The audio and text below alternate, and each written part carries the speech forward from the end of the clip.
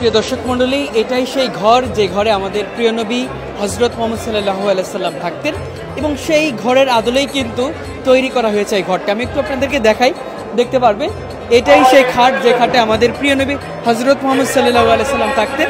তবে এই খাটটি কিন্তু সেটার আদলেই তৈরি করা হয়েছে এবং এটাই মহানবী সাল্লাল্লাহু আলাইহি সাল্লামের ঘর। আমরা যদি একটু দেখানোর চেষ্টা করি দেখতে পারবেন একেবারে আমরা সেই 1400 বছর পিছনে চলে যেতে হবে। আমাদের একটু চোখ বুঝলেই কিন্তু আমরা অনুধাবন করতে পারছি যে এটাই সেই 1400 বছর আগের হযরত মুহাম্মদ সাল্লাল্লাহু আলাইহি সাল্লাম যে ঘরে থাকতেন, যেখানে নামাজ পড়াতেন, সমস্ত কিন্তু এখানে তুলে ধরা হয়েছে। আমরা এক নজর আপনাদেরকে দেখানোর চেষ্টা করব। আমি একটু দেখাই, দেখতে পারবেন এখানে লেখা রয়েছে নবীজি সাল্লাল্লাহু আলাইহি সাল্লামের ঘর ঠিক যেমনটি ছিলেন এমনটাই কিন্তু লেখা হয়েছে। আমি একটু সামনে যাব, মানে এত পরিমাণ মানুষ, উপচে পড়া ভিড়। আমরা এই ভিডিও থেকে বা এই দৃশ্য থেকে আমাদেরকে স্মরণ করিয়ে দিচ্ছে যে ইসলামের প্রতি মানুষের যে ভালোবাসা, ভালো লাগা এবং প্রেম, সেটা কিন্তু এখানে প্রকাশ পাচ্ছে। আমি যদি একটু দেখাই, আপনাদেরকে দেখানোর চেষ্টা করবো। এটা আমি আসলে বুঝতে পারছি না, আমি একটু জানতে চাচ্ছি এই জায়গাটা সম্ভবত আল্লাহ রাসূলের পাকের একটা নিদর্শন, পাকঘর, খাওয়া দাওয়া করতে, যেমনটি আসলে আমি শুনলাম। আমি যদি একটু আপনাদের থেকে দেখানোর চেষ্টা করি, একটু ভিতরে যাব, ভিতরে কিন্তু আসলে আমরা একটু দেখানোর চেষ্টা করব। দেখতে পারবেন যে এটাই সেই মসজিদের মেম্বর যেখানে প্রিয় নবী হযরত মুহাম্মদ সাল্লাল্লাহু আলাইহি সাল্লাম নামাজ পড়তেন, ইমামতি করতেন। আমি আসলে এই দৃশ্য দেখে আমার নিজের কাছে আমি আবেগে আপ্লুত হয়ে পড়ছি যে আসলে আজকে নিজের চোখে সেই প্রিয় পবিত্র জায়গাটি দেখতে হচ্ছে। এই সেই জায়গা, এখানে কিন্তু আমাদের প্রিয় নবী হযরত মুহাম্মদ সাল্লাল্লাহু আলাইহি সাল্লাম মেম্বরে বসতেন এবং এখান থেকে কিন্তু ইসলামের বয়ান সারা বিশ্ব কিন্তু ছড়িয়ে পড়েছে। দর্শক, আমরা একটু দেখানোর চেষ্টা করি, দেখতে পারবেন সেই 1400 বছর আগে মসজিদে নববীর সামনে এবং রাসূল সাল্লাল্লাহু আলাইহি সাল্লামের ঘরের সামনে ঠিক যেমনটি খেজুর গাছ ছিল, সেই খেজুর গাছের দৃশ্য কিন্তু দেখতে পাচ্ছি। একেবারে অরিজিনাল খেজুর গাছগুলো কিন্তু এখানে স্থাপন করা হয়েছে। আমি একটু সামনে যাব, একটা কুয়া দেখতে পাচ্ছি যেখান থেকে আসলে পানি তোলা হতো এবং এই পানি কিন্তু পান করতো।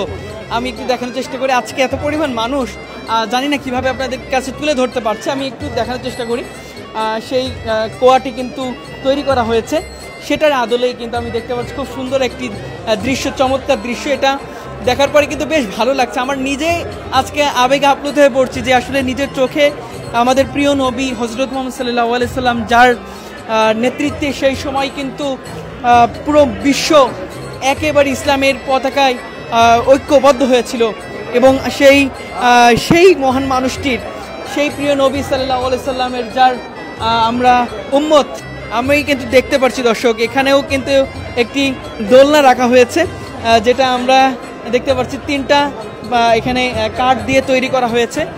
খুব সুন্দর এবং চমৎকার একটি দৃশ্য আমরা দেখতে পাচ্ছি এবং এই সাইডে আসলে কিন্তু আরেকটি দৃশ্য আমরা দেখতে পারবো। উম্মুল মুমিনিনদের যেই ঘরটি রয়েছে সেই ঘরটি এখানে আমি একটু দেখানোর চেষ্টা করি। খুব সুন্দর একটি বিছানা এবং খাট, সেই 1400 বছরের আগের যেই হুবহু দৃশ্য মনে হচ্ছে এখানে প্রতিস্থাপন করা হয়েছে এমনটা কিন্তু দেখতে পাচ্ছি এবং এখানে কিছু কলস রয়েছে, বাটি রয়েছে যেগুলো পানি পান করা হতো।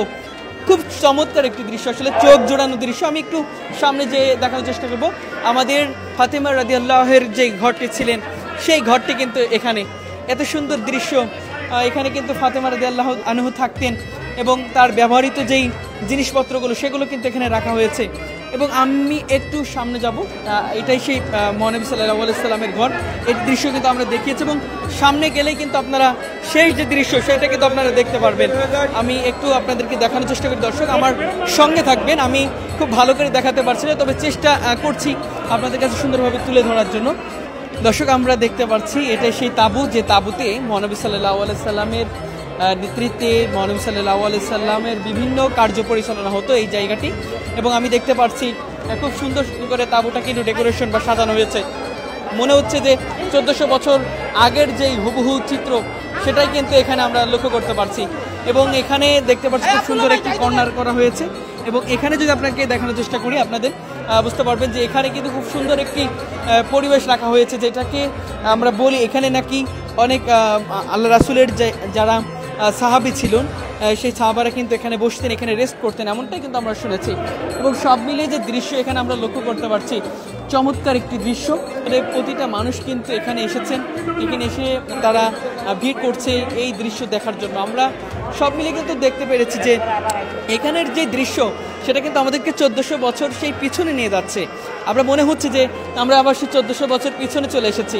আমরা কিন্তু অনেকেই সেই 1400 বছর দৃশ্যের কথা জানি না, তবে তারা কিন্তু এখান থেকেই কিন্তু আমাদেরকে স্মরণ করিয়ে দিল যে না, 1400 বছর আগের সেই মহানবী সাল্লাল্লাহু আলাইহি সাল্লামের যে দৃশ্য, সেই দৃশ্য কেমন ছিল এবং সেই পবিত্র নববীর থেকে শুরু করে মহানবী সাল্লাল্লাহু আলাইহি সাল্লাম থাকার জায়গাটা কেমন ছিল, সেটার আদলেই কিন্তু এখানে সেই দৃশ্য রাখা হয়েছে।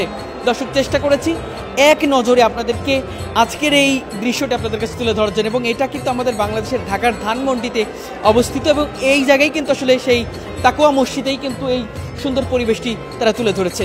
দর্শক, আবারও দেখা হবে, সেই পর্যন্ত সবাই ভালো থাকবেন, সুস্থ থাকবেন, সবাইকে আল্লাহ হাফেজ, আসসালামু আলাইকুম।